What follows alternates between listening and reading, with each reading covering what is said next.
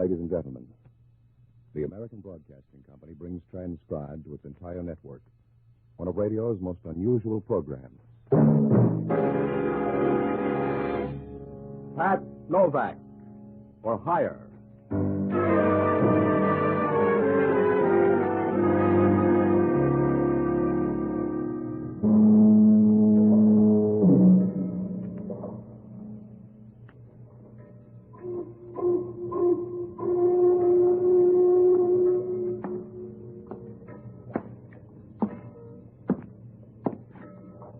Sure.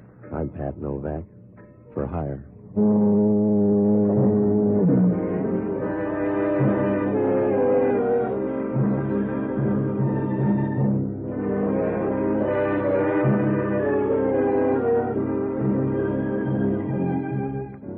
That's what the sign out in front of my office says. Pat Novak for hire.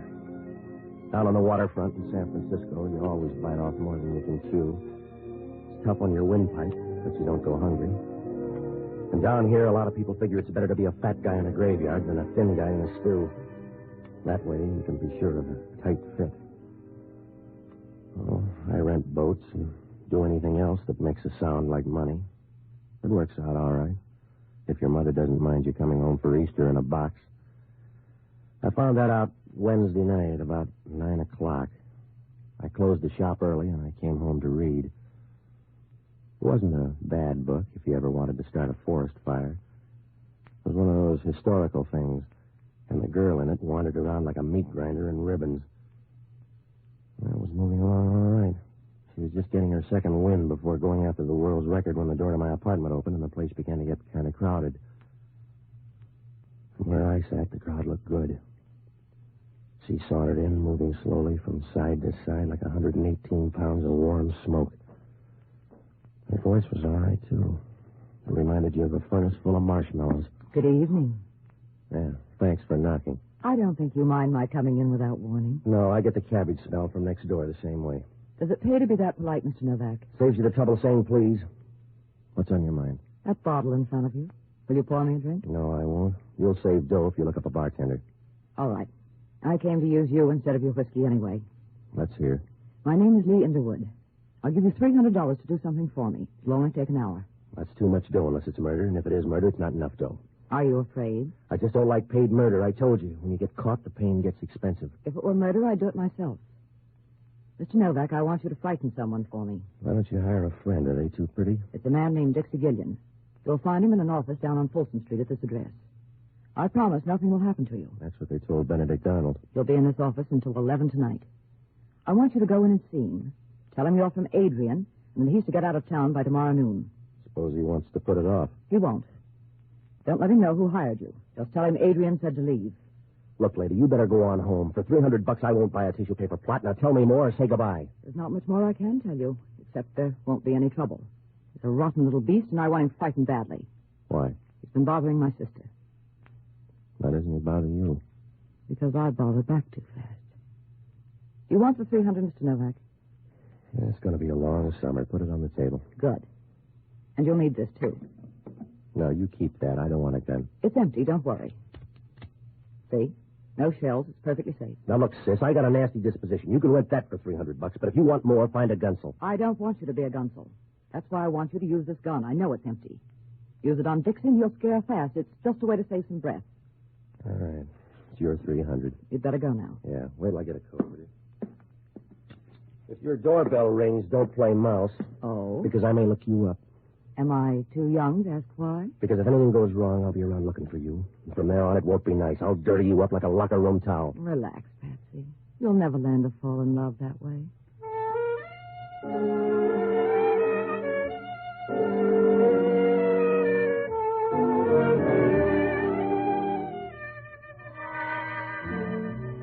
She handed me the gun and walked out of my apartment.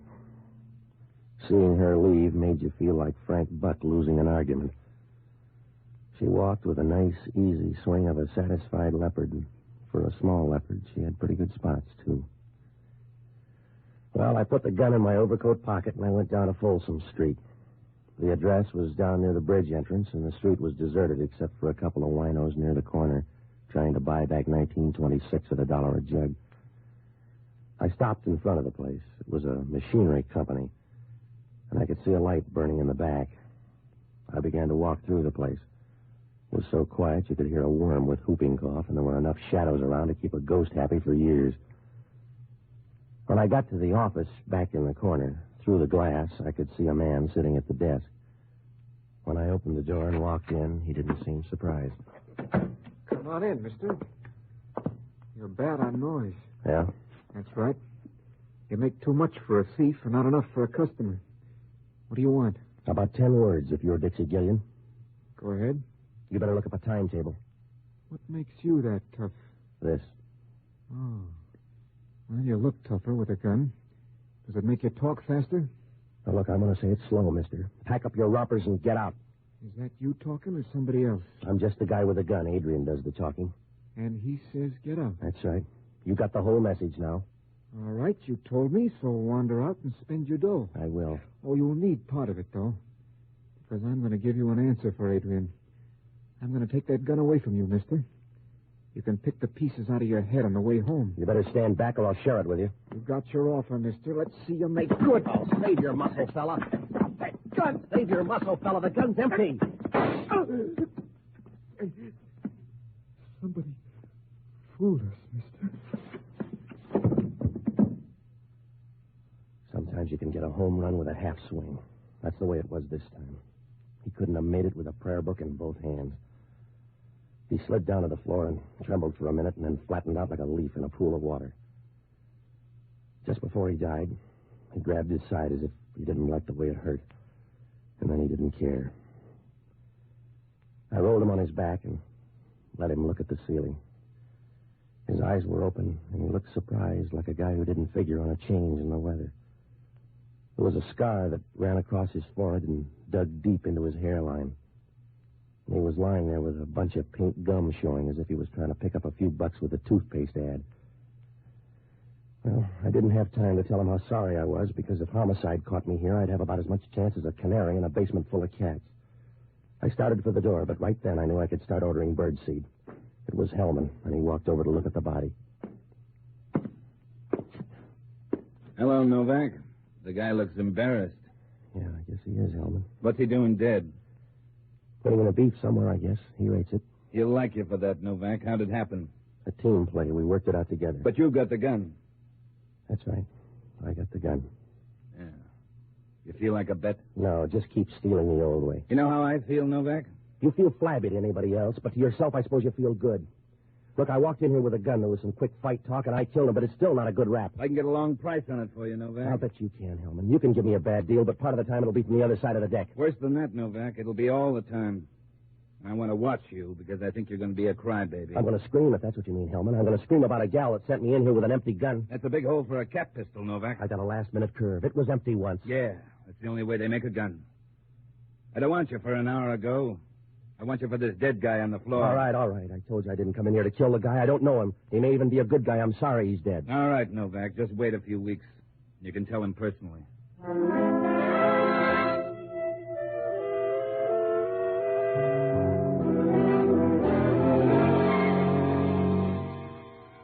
Hellman had me up against the rail, and he knew it. When we left there, he was wearing a big, toothy smile. It was big enough to sew on his ears. He called the coroner and told him to pick up the stiff, and then we rode downtown. He dropped the gun into ballistics and hauled me into his office. The reporters were there. He gave them the whole story and told them how to spell Hellman. After that, we wound up at the desk, and he booked me on suspicion of murder. The next hour and a half was the kind of stuff they don't write about in the paper. They call it interrogation, and when you're finished, you've been through a lot of tight spots, like an atom up at Caltech. About 11 o'clock, Hellman brought me into his office, and from there on, it happened kind of fast. I just talked to the DA. He's going to streamline things for you. Well, he's going to look funny going to trial on a guy you can't identify. You'll find out all about the dead guy. You can't count his fingers without making a mistake. If you want to know who he is, talk to that girl. Her name's Lee Underwood. We've been through all that, Novak. Now, suppose you tell me who Dixie Gillian is. I don't know, Hellman. The girl said his name was Dixie Gillian. I won't press you. I don't have to, Novak. I've got the only parlay I need. You, the dead guy, and a big fat murder gun. Sure. Yeah, Hellman talking. Yeah, I know it was a .38. They're crazy down in ballistics. I saw him standing over the dead guy. They must have made a mistake, that's all. No, I don't want him in here. I don't want him in here. Hey, Tony. Tony, You're getting pale. You need some more rouge, Hellman. I got some bad news, Inspector. Well, keep it or you'll take more home to your wife. I'll talk to you later. Talk to him now, Hellman. If that bullet doesn't match the gun, talk to him now. That's right, Inspector. A .38 bullet, but it won't match the gun you brought in. It's got a match. I came in and found him standing there. He's already admitted it. It's a neat trick, then. If he fired the bullet out of that gun, he retooled it in midair. I'm not that fast, Hellman. Come on, get out of that chair so you'll have room to squirm. You keep still, Novak. I won't bother you. I'm going home. I'm walking out of your jail, Hellman. You got a broken-down .38 that won't fit anything but your thumbs. You can't hold me on that. I found you over the body. I can hold you on suspicion of murder. Yeah, but it'll hurt tomorrow morning, Hellman. The papers will be down for a follow-up, and you'll have to tell them what it looks like out in left field. I'll handle them. You can't afford to let them start laughing at you. People get the idea it's your face. You can save car fare if you stay right here, because I'll have you back by noon tomorrow. You're not that good, Hellman. You couldn't hold a moth with a searchlight. The town ought to thank you. What? Oh, it's a nice jail, Hellman. With you around, it'll last for years.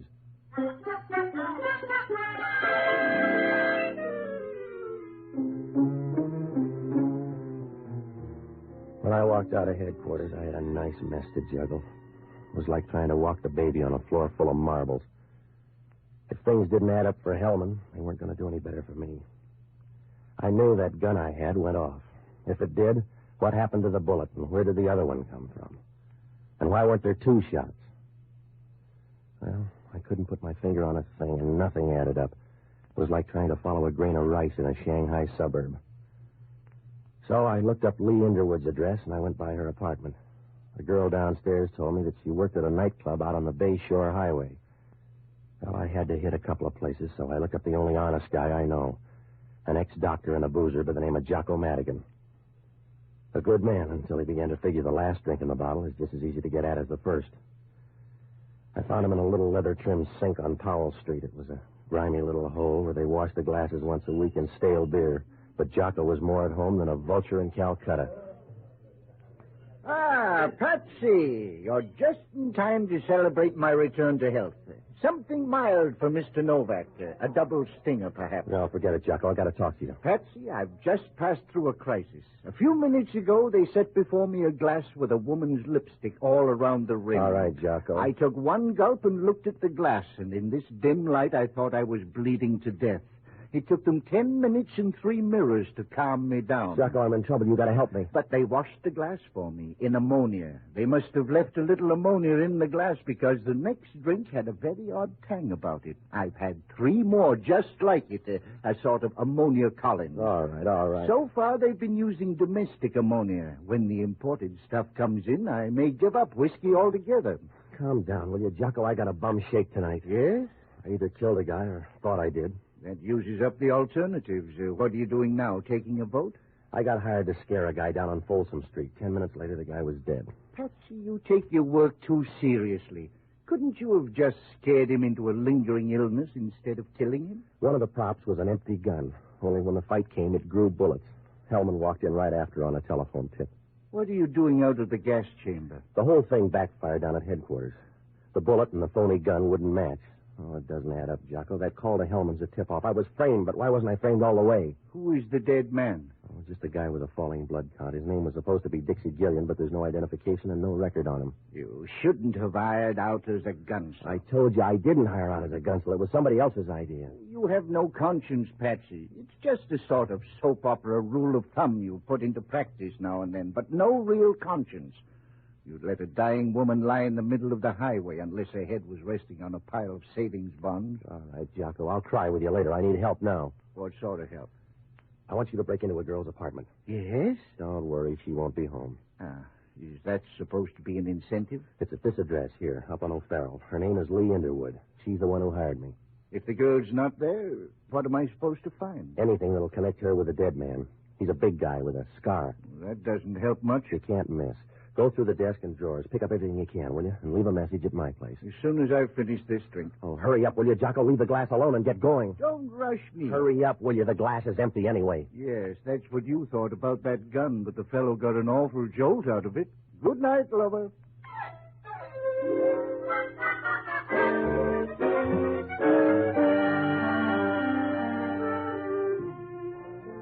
I went by a horse parlor on O'Farrell Street and borrowed a car from a guy.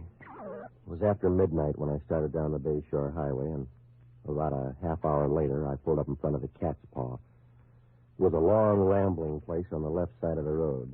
There was no plan. It just followed the erosion line until they ran out of material. There was enough neon in front to light a main intersection in heaven. In the lobby, I saw a picture of Lee Underwood, one of those shadowy things that was supposed to make you think she'd die in a cold climate. She was sitting at a piano with a little microphone in front of her, and you got the idea right away. She didn't have much of a voice, but plenty of songs that made your wife lean over and ask you to explain. I asked a 50-year-old busboy, and he said she was back in her dressing room getting ready for the 1 o'clock show. When I walked in, she was sitting in front of a mirror working on an upswept hairdo. If she swept it up any more, it was going to leave her head. I stood behind her, looking at the pink, fresh part of her neck that didn't show when the hair was down. You seem fascinated, Patsy. No, I just want to know where to break it. Oh. Sit down on the footstool next to me. Yeah. That's it. I like to look down on people. Let me brush that strand of hair back. Or do you like it in your eyes? Now brush it back so I can see your answers. Who's Dixie Gillian? What difference does it make? None to him and some to me. He's dead. No, he couldn't be dead. Yeah, well, he'd like to believe that, too. I couldn't sell him that story about an empty gun. He couldn't have been killed with that gun. No? No. I put in a blank, Patsy. Somebody used a hard-working bullet because Dixie's dead. There was no reason to kill him. I don't understand. Yeah, well, that makes you even with homicide, but they got a bigger team. Now, look, I made a diagram, Angel. Up at my place, I ran over murder with you. I don't like it. If you kill people, you don't get invited out enough. So if it's you or me on this one, I'm going to push you all the way. Don't understand it, Patsy. Who's Dixie Gillian? He was after some microfilm. I thought I could scare him away. You better be ready to identify him because homicide stopped. Even that scar didn't help. What scar, Patsy? The scar across his face, there's no record on him. No, Patsy. Everything goes wrong. Everything you touch goes wrong. That's the wrong man, Patsy. Yeah. Well, it's too late for a recount. You've got to get to that body, Patsy. I don't know how, but somewhere you've got to get to him. You look good, Lee. You make a nice picture. Wait a minute, Dixie. You don't need your coat. Come on. I don't know how it happened, Dixie. I didn't mean it that way. If you like it that way, all right. Bring the boyfriend, too. No, don't let him, Patsy. The gun's too big. I'm going with him.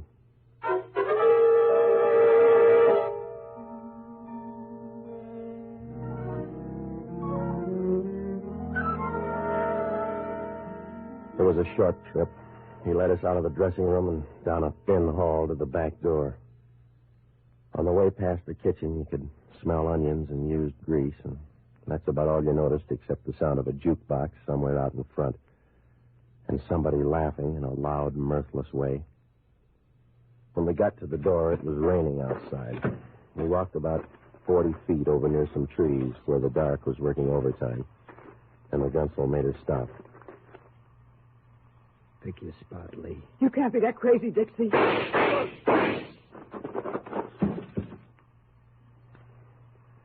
It's going to get wet, mister. You'll have a little trouble yourself.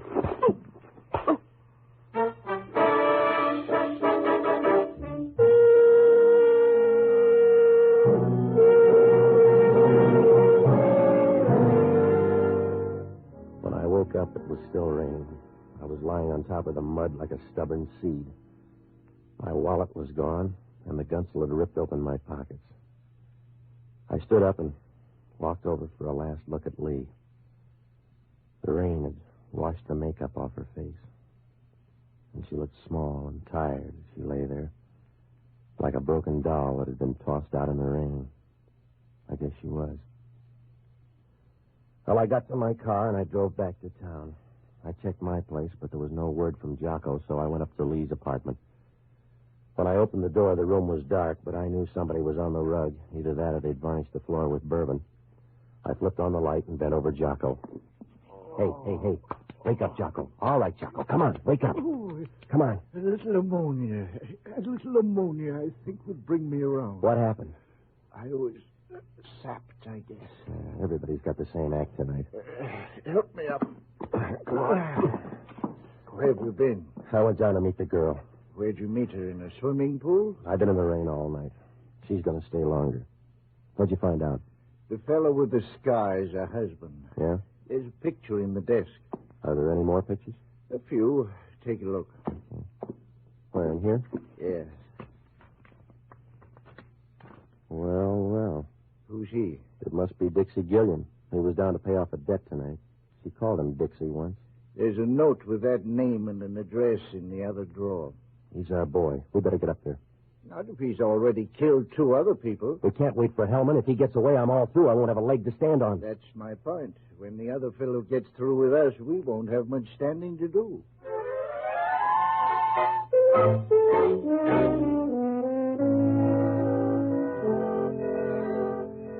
I felt better now.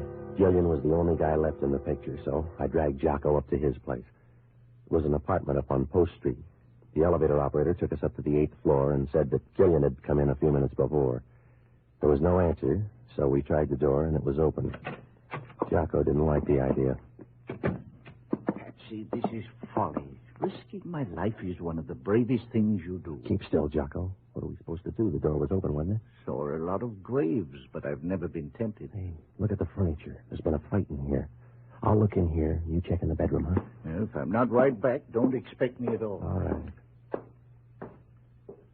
Patsy. Yeah. Patsy, come here. All right. There's somebody on the fire escape. Come here. Stand back here. Oh, he's not moving. He was leaning that way when I first saw him. All right, I'll get on this side. You raise the window. Now go easy, Jocko.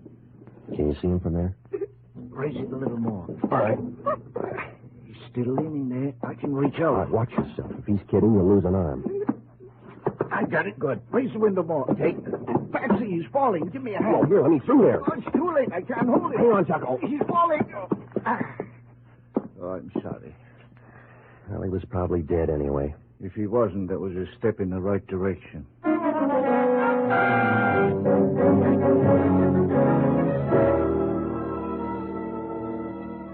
Well, it was an easy night to die. 3 of them had checked out already, and there was still time to look for more. Jocko and I went downstairs to see the guy. He was lying face down in the alley, and as you looked at him, you got the funny feeling he belonged there. He didn't disturb the scene. He just fitted in like a dirty, wet newspaper under a grandstand. There was a gun in his pocket, probably the same one that killed the girl, but there was no way of knowing. Jocko and I watched him for a minute, but your eyes begin to hurt when you see your only warm lead in a deep freeze. It was past 2 when I got down to headquarters and looked up Hellman. I briefed him on the girl and the guy in the alley, and then I asked him if any microfilm had turned up on the first guy in the morgue. That was a waste of time. Hellman couldn't find a brass ring in a dead man's nose, but we went over to the morgue for another look. So far, it was working out like a crossword puzzle torn in half. It's your time, Novak. I got more after tomorrow. You haven't. The microfilm must be on the guy. 3 people have been killed for it, and I got roughed up just for laughs. We searched the guy once. Here it is. All right. Help me roll it out. Yeah. Well. He sure got thin under that sheet, didn't he? Wait a minute. Oh, you run a good morgue, Hellman. What'll the paper say when they hear the stiff got up and walked out? They got him in the wrong place or something. He didn't walk out. Well, he's gone, Hellman. You got an answer? He's been moved, I tell you. The guy was dead, and I saw him put in here. Couldn't be walking around with a hole in the middle of his back. I don't know, Hellman. You do it with one in your head. Don't sell the guy short.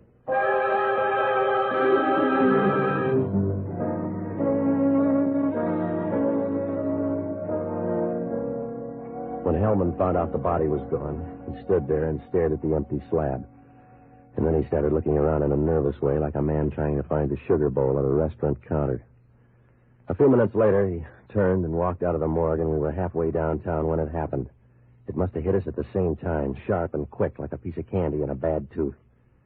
The guy back in the alley had come off that slab in the morgue. We got out to Dixie's place, and we began to check. There was a phone operator downstairs, and she said that Dixie had put through a call about 2 hours ago. Hellman checked the number, and it was the ticket office of a railroad. We got downtown and ran through the timetable. There was a train leaving the Oakland Mole in about 40 minutes. Well, it was an outside chance, but tonight that was the only kind for sale. We got down in time to slide on the last ferry over to the Mole. It was still dark out when the ferry pulled away from the slip and started across the bay. But over toward the Berkeley Hills, it was beginning to get light. The sky was the color of a bruise spot on a man's arm. We'll get up to the pilot house and tell him not to dock until we've gone through all the passengers. He doesn't have to be on this one. We'll check the train when we get there. Wait a minute. You don't have to check. There's your boy. Where? Up there on the rail, see? Now, you better go easy, Hellman. He's not a scale model. Yeah. Just walk quietly until we're behind him. All right. Turn around, mister. You'll get a better view. Hello, Novak. How was the wind and the rain in your hair? Meet Inspector Hellman. You better turn in your ticket. I hope you brought your muscle. Grab him, Hellman. That's what I'm trying to do. All right, copper. Watch it. I'm being pushed over on the rail. I'm worried, Hellman. Watch it, Novak. I'm going over. Oh! That's one down, mister. Now for you. I landed on the deck and watched him disappear into the dark. Halfway down, the guy turned in. I got up and followed him down the ladder and along the main deck. He ducked into one of the engine spaces, and I started in to look for him. It didn't take long because he turned out to be real helpful. You got the idea yet, Novak? I'll come closer. Tell me then. Do it yourself. But I'll knock you down hard when you show. What's that platform? You're backing into trouble. Stay back there, Novak. Watch out for that platform, will you? You're backing into the engine.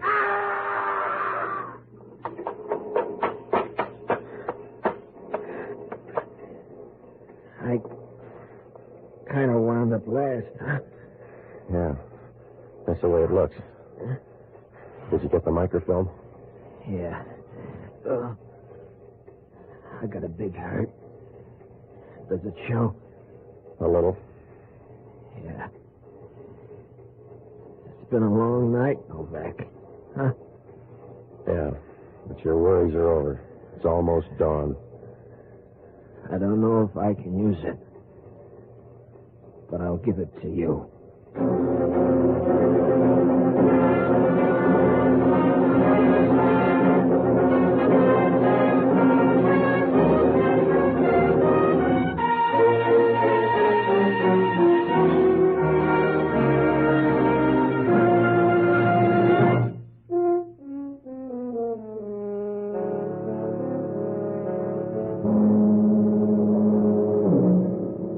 Fished Hellman out of an oil slick a few minutes later. It was the first time his hair ever looked good. Dixie Gillian lasted long enough to piece a story together for homicide. Lee Underwood knew her husband was carrying microfilm, and she was worried, so she hired me to scare off Gillian. Well, it might have worked, too, but the first slip came when Lee's husband went by to make a deal with Dixie without telling her. When I jumped him, Dixie was outside and figured it was a double cross, so he killed him with a silencer when that phony gun that Lee gave me went off. Dixie knew that the microfilm was still on the dead man. The only way he could be sure was to get the body out of the morgue. He took it up to his apartment, and when he got the film, he planted the gun and put the body on the fire escape. It was a little safer that way. There was a 50-50 chance the police would miss it the first time around, and he'd have a fair lead. Well, almost worked out for him, except for that phone call. The microfilm was in a capsule next to the roof of the guy's mouth. So old it was new again. Well, Hellman asked only one question. In that fight, did I have anything to do with pushing him against the rail? I told him sometimes those ferry boats roll as much as 45 degrees.